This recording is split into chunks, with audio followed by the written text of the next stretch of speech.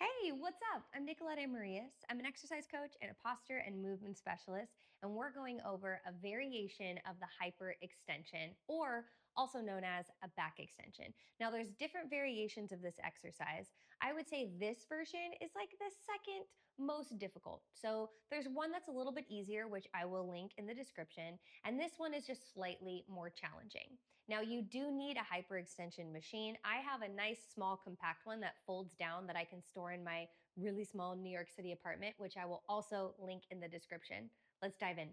So with this exercise, we're working on the glutes and the hamstrings, as well as the entire posterior chain, so the low back, middle back, and upper back. It's really important with any variation of this that we keep the spine straight and strong.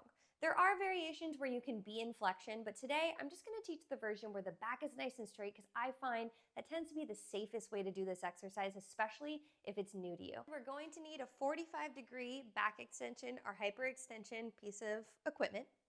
I also have the handle attached to the end, so if you're using a regular cable machine, you could just use a regular handle as well.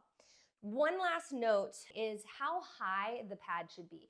It should actually be quite low, probably lower than you think, because if the pad is too high, so let's just say I'm here, I'm gonna bend my knees a lot just so that I'm lower on it. So let's say it's like right underneath my navel. Look at what happens when I bend.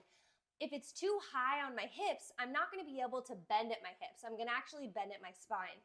So you do wanna make sure that the pads are low enough that they clear the hips so that you can easily get into hip flexion without the pads being in the way. So we'll start off by bringing our feet as wide as we can, or like hip distance against the pads, and then press the toes into the floor or into the bottom of the equipment. From here, I want you to squeeze your glutes and open up your chest. The movement itself, I'm just gonna show you body weight. We're hinging at the hips, so think almost like an RDL essentially. We're hinging at the hips, and then in order to get back up, we're squeezing the glutes, and that's what lifts our torso up. It's really easy to do this exercise and try and use your back to lift you up, but that's really not the goal. We really want to think about how the movement and strength in the pelvis is what's bringing us up, and that's also when you really start to feel the glutes and the hamstrings.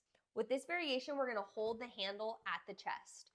So I'm starting the movement at the bottom, and this is where my hamstrings are in their lengthened position.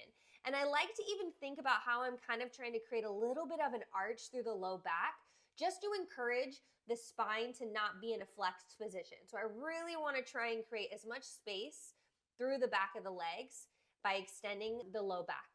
Bring the handle right to the chest. Turn the weight on at the bottom and tuck in the chin so that the head is in line with the spine. From here, squeeze the glutes in order to lift yourself up, drawing the core in toward the spine. Open the chest back down to the floor. Squeeze the glutes before you even start, and bring yourself up. Now I really concentrate on the glutes being the prime mover. So the glutes are what lifts the body up, okay? Glutes and hamstrings, not the torso. Now, once you're at the top, where you end is also really important. Try not to come up too high, right? We're not going into a complete arched position. We really just want to come up straight so that we're in line with our legs. Now, when it comes to the movement mechanics overall, especially as you start to fatigue, you'll know you're tired when it's really hard to get into that straight spine. So it's almost like you want your front hip bones to push toward the cushion.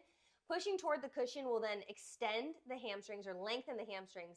And once you can't do that, once that's really hard to do while keeping your spine straight, that's a really good way to know that you're probably tired and it's the end of your set.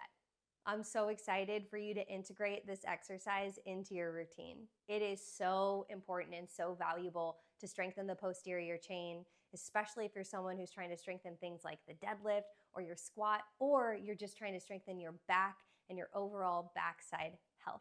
This exercise is great to put in at the end of a workout, whether it's a leg day or a full body day. Since it's a single joint movement, it's technically a simpler exercise and is considered an accessory exercise that should be toward the end for higher repetitions. I'd say anywhere from 8 to 15. If you have any additional questions, comment below, and I hope to see you again soon. Bye-bye.